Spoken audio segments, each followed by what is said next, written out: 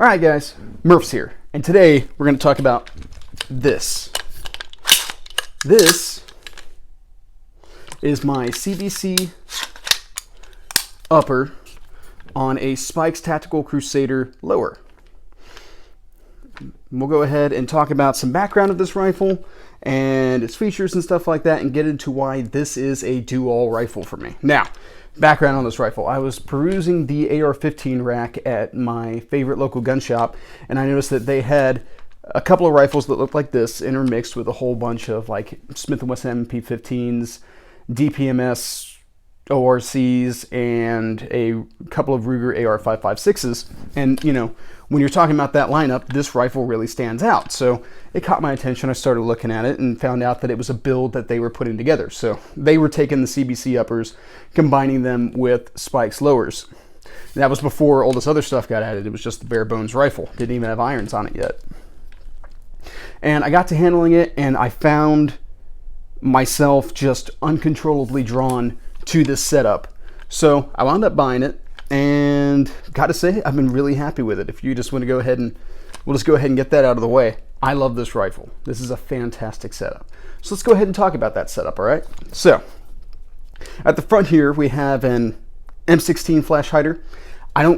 I like flash hiders. I like flash hiders way more than I like muzzle brakes. I can't stand shooting next to somebody with a muzzle brake, and half the time I can't even stand being behind a gun with a muzzle brake. It is not enjoyable to me. I don't like feeling all that pressure in my sinus cavities and stuff like that. So I have a tendency to run flash hiders almost solely.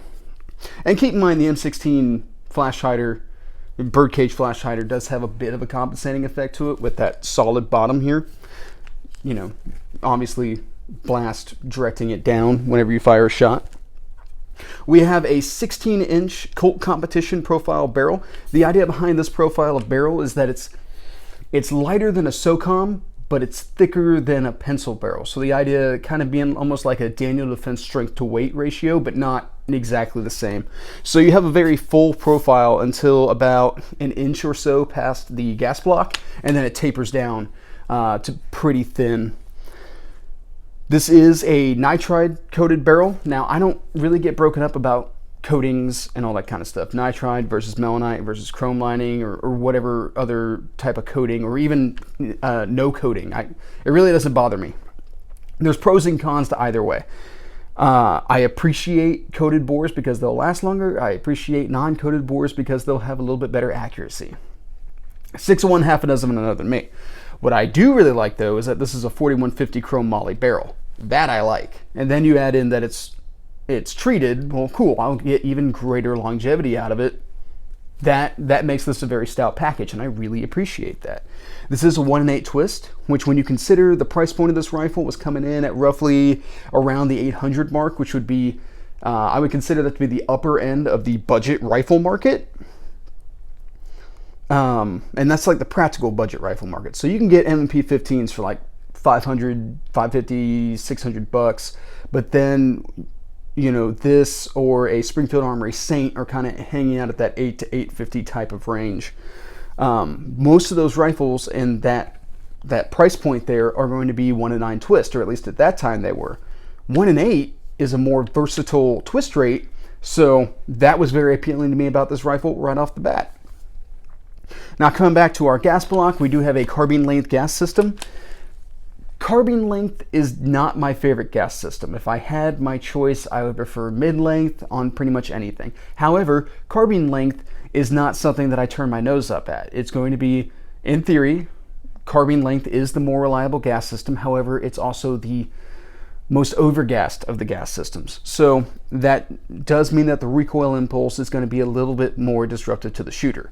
Now, regardless, we're talking about a 5.56 caliber rifle. Recoil impulse is not going to be heavy. It's not like you can't stand shooting it. It's just going to maybe take you fractions of a second longer to get back on target. And that's all we're talking about here whenever we discuss the difference across gas lengths, is fractions of a second. Now, this rail. This is a 15-inch, lightweight, slim profile, monolithic keymod rail. And I really like that. That was one of the things that really drew me to this rifle, was this lightweight, slim profile rail.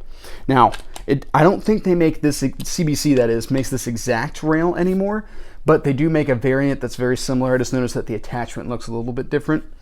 And they make it in keymod, M-LOK, both are available. I don't get involved in those debates on which one's better. It doesn't really matter to me. I can still find accessories to match all of them, and I have really all three attachment methods. I have Picatinny, I have keymod, and I have M-LOK, and I don't value one over the other. That's not what is a deciding point for me in a rifle. Though I will point out that it does look like M-LOK has more or less won that debate in the market. So you can find this in a whole variety of setups, and I really like it. This was one of the factors that really drew me to this rifle to begin with.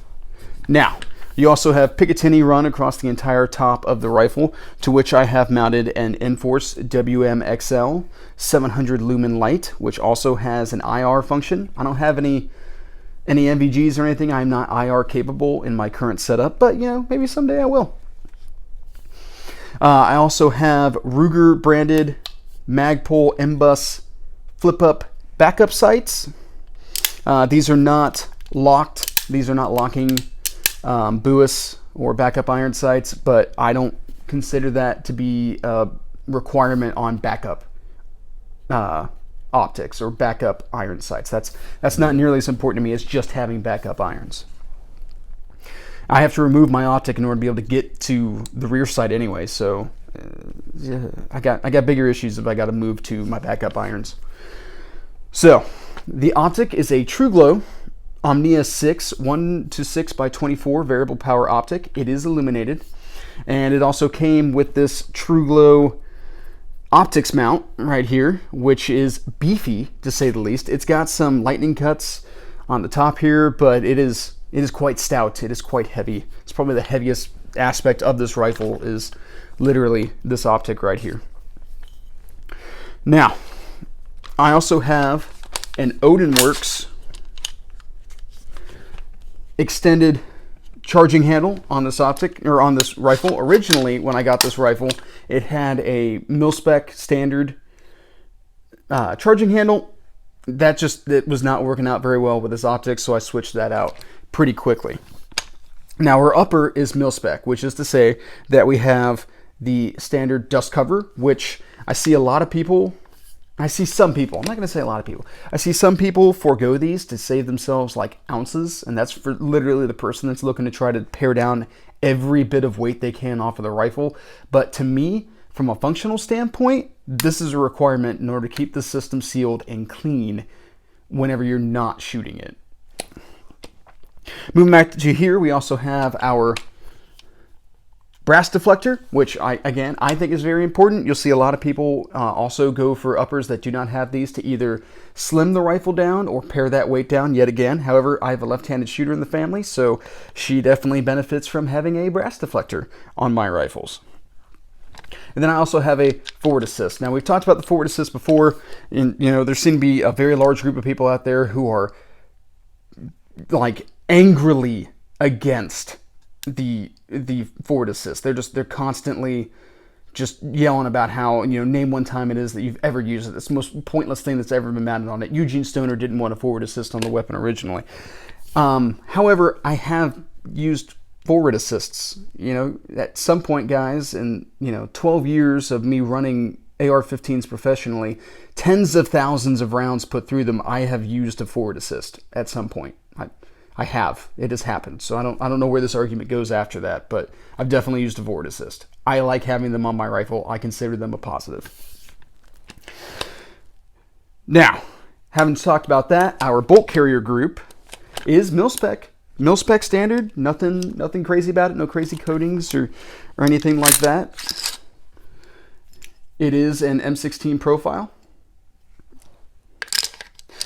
We do have M4 feed ramps cut into the chamber, which is a requirement for me. I do require them on all of my rifles, purely because they are a reliability feature, and I would sooner have them than not. And I definitely would not want to see, if you go super cheap on some of your barrels and stuff like that, you'll have M4 feed ramps in the barrel, but no cuts in the chamber, and that can really run into some function type issues with the rifle. So be careful about that, guys. If you're looking, especially if you're looking at buying someone else's build, make sure you inspect for that.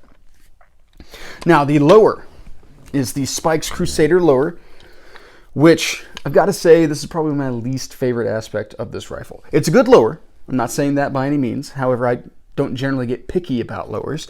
But what I don't like about this lower is what's inscribed on it. So it being the Crusader, it has the Crusader shield and cross, which, I mean, whatever. But then on the selector, it has engraved, and excuse my Latin, Pax Passi, Bellum, and Deus Volti, which correlates on this side to peace, war, and God wills it for the full automatic selector, which this isn't a full automatic capable gun. It's just one of these gimmicky things that I'm not a big fan of. However, I selected this one for two reasons. One, I really love the features of this rifle, and I was completely willing to overlook this gimmicky aspect of it. And two, the other one they had available was Viking themed, and I'm not really into this Viking craze. So I prefer, I guess between the two options, I'm more Crusader than I am Viking, but I don't really... I almost didn't buy it because of this, but I decided that I liked the feature set enough that I would overlook this aspect of the rifle.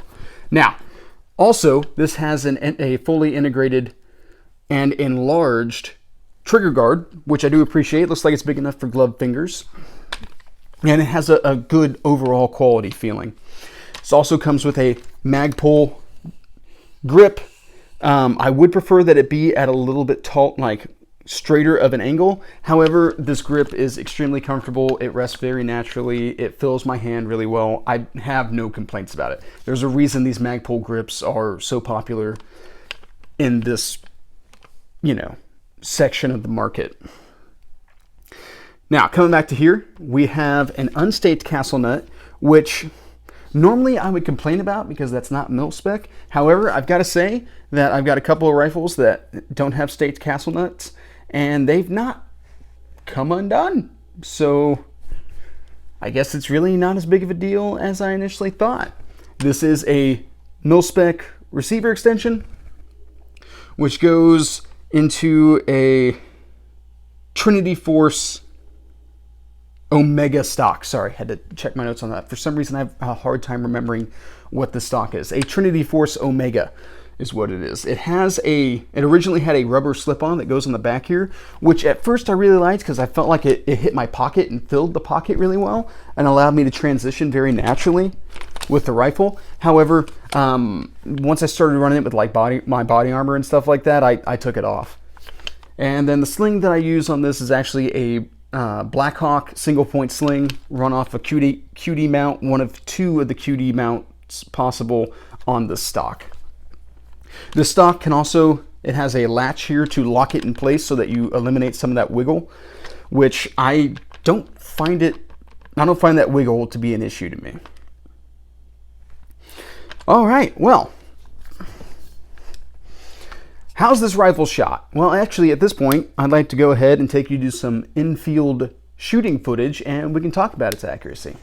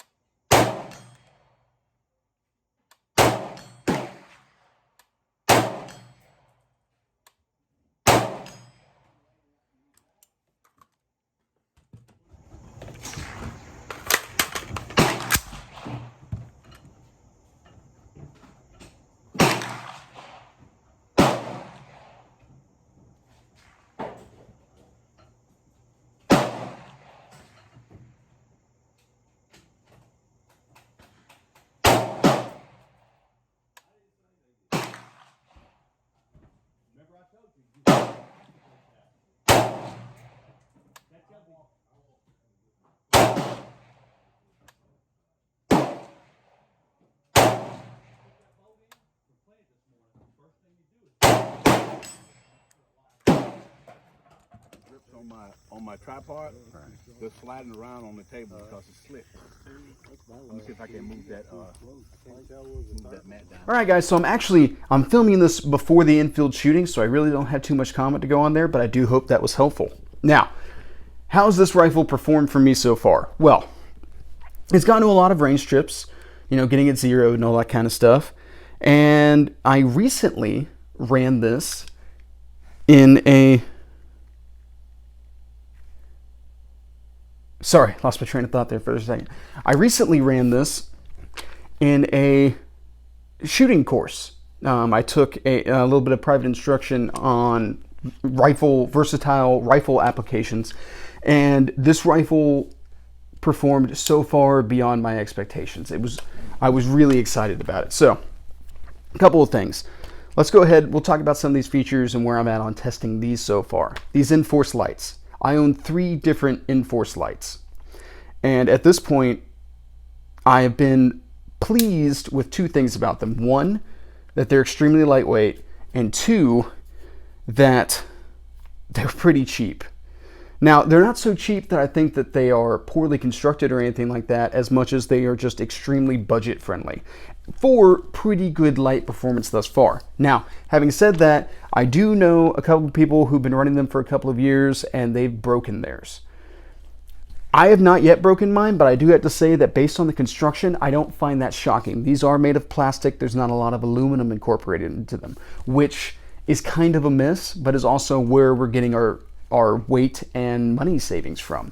So in this case, when you consider that when I originally got this rifle, this weighed 6 pounds and it now weighs 7.4, I feel like running this light with 700 lumens and it being this lightweight has been a pretty good trade-off. So I'll keep you guys updated. I've got 2 other lights on 2 other rifles. I'll definitely be doing a long-term study on how well these lights hold up.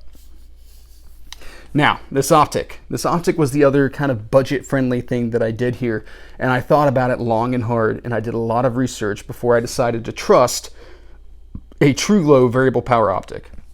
And this is very much so a budget choice. This optic runs like between 250 and 300, and that puts it way at the bottom of the low-powered variable optic market, which, when you look at that market, it's really exploded in the last couple of years. Like, 4 years ago, everyone was going nuts over 1-4s, which then got replaced by the 1-6s, which then got replaced by 1-8s, and are now getting replaced by 1-10s. Like, that market has really grown very fast. And at first, I was very nervous about hopping into variable power optics because as much as they've really been burning up the competition and the kind of cool guy tactical market, you don't really see them run professionally. And what I mean by that is military adoption. And that's not to say that the militaries always get the best thing, but militaries select durable optics. They select things that are not just battle-proof, meaning that, you know, they can get dropped out of a Humvee or knocked around by an explosion or can take hundreds of thousands of rounds being fired through them. They also need to be soldier-proof. They need to be able to be dropped repeatedly on themselves because somebody fell asleep at a guard post, or they need to be able to survive somebody beating it against a door jamb by accident or something like that. Like soldiers, you give them the opportunity, they'll break anything. And it's troubling to me when I don't see these optics pop up in that location. Now, it has come to my attention that Special Forces units have started to run them. And that kind of raises it in my estimation as far as evaluating it for my own uses. So, I decided to bite the bullet and start at the low end and test it for viability. And we'll go ahead and share my findings on it thus far. So, in field, when it came to fast target acquisition and an accurate target acquisition at range, this optic killed it. This was definitely a force multiplier for me because I could dial that up to 6, identify a target at long range, which is half the issue. It's not just a matter of shooting something. You need to be able to know it's there as well. And then I could also dial it back down to 1 power and take close range shots at things. And that's also very important, especially when you're looking to get that type of applicability out of a single platform. The ACOG is a fantastic shot for shooting at distance, but when you're trying to run at close range, it's kind of difficult. It's not impossible, it's just kind of difficult. It's not nearly as forgiving as a red dot of some sort. This is that forgiving. At 1 power, it behaves very much so like a red dot sight. Now, this reticle is set up kind of like an ACSS reticle, but a little different. So there's a crosshair with a horseshoe around the outside of it, and you can use that horseshoe to quickly acquire a target and engage it, and then that crosshair is supposed to be used for a little bit longer range targets. And then there's some bullet drop compensation down below it, but there's nothing for taking no windage adjustments or trying to shoot at targets running built into that reticle beyond the horseshoe itself. So close range, this optic worked well for me. Shooting at distance, this optic worked well for me. And the thing that I was most concerned about was unnatural shooting positions. So I got into all kinds of crazy spots with this optic. I got so low that I had the buttstock on top of my shoulder trying to sight through this optic. And I found the eye box to be surprisingly forgiving because I was still able to make impacts out to 300 from all unnatural positions that I could get myself into during this course.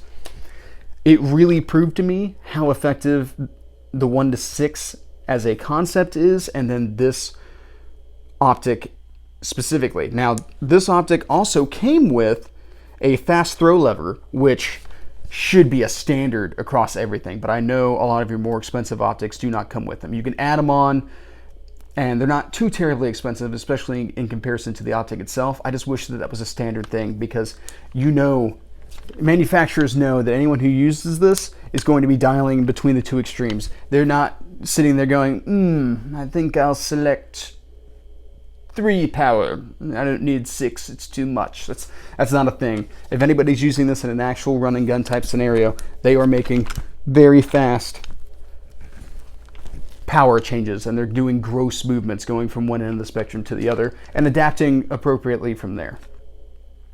Now, my chief complaint with this optic, however, so eye box was great, clarity and the optical clarity, I guess you would say, was acceptable. It's not the greatest by any means, but I didn't have any super weird hues or anything like that going on in it. My biggest complaint was the illumination, because it completely washed out in daylight. And it's been a pretty hot summer, it's been a pretty bright summer, but it was completely useless to me in daylight. Didn't stop me from being able to effectively apply the reticle. It just didn't help me in the way that I thought the illuminated reticle would be able to. That's my biggest complaint. Now, overall for the rifle, this rifle has performed extremely well. As I said before, 6 pounds originally, and it's now coming in at about 7.4, just under 7.5, as it is outfitted presently. And it has been working so well for me. I've been extremely happy. With everything being stacked on top, it keeps a very slim profile. It's a little tall, but it keeps a very slim profile and has allowed me to work in and around things as necessary, because I started off with a light platform. And now my preference would be to get rid of this mount and go with a little bit lighter mount. And that'll help me get some of my weight savings back, which I would really appreciate. But for the most part, I've never looked at this rifle and been like, nah, this is weight prohibitive. And I do have other rifles that I have. This does not fall into that. Now, this Blackhawk Sling. I've got to say that single points are extremely convenient on a range, but as soon as you start incorporating movement and any other type of firearms manipulation, transitioning to a secondary or something like that, that sling sucks. It is not enjoyable. And at some point, you will take a hit in your crotch region as you're trying to work through it. But I do find it fairly beneficial for working around tight spaces.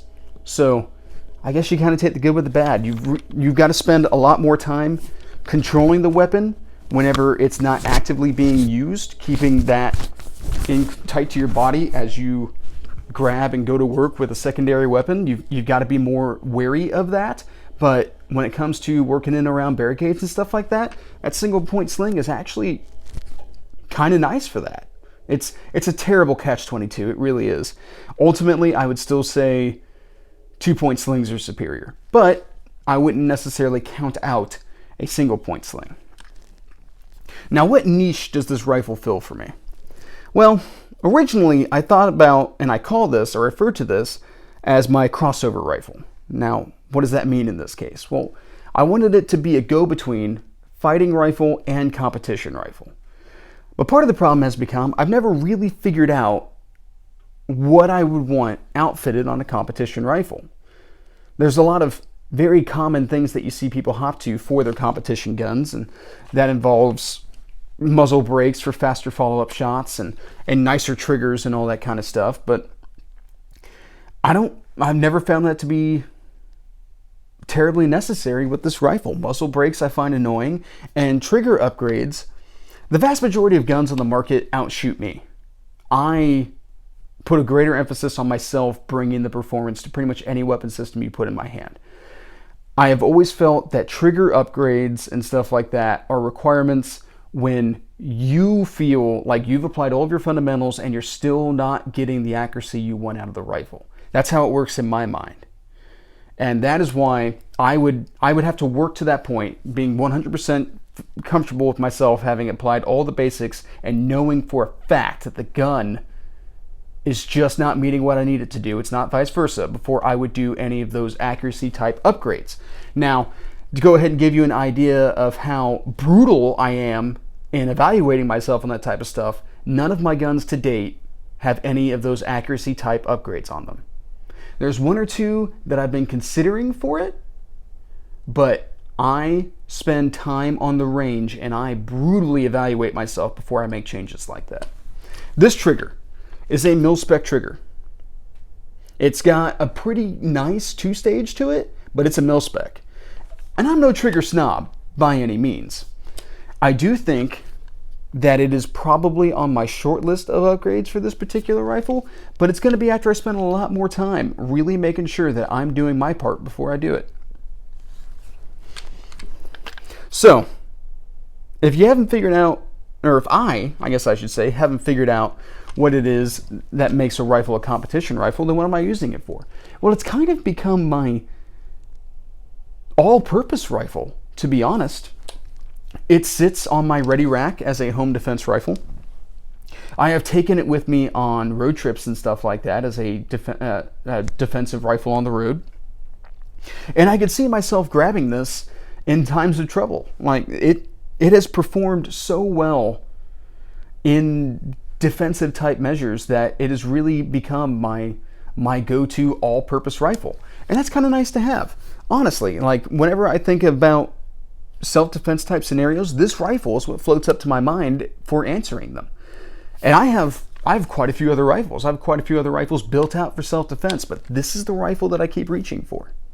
And that says something. So I think for the moment, it'll just continue to be my do-all, at least for the foreseeable future. All right, guys. Well, I think that's pretty much what I have. So until next time, have a good day.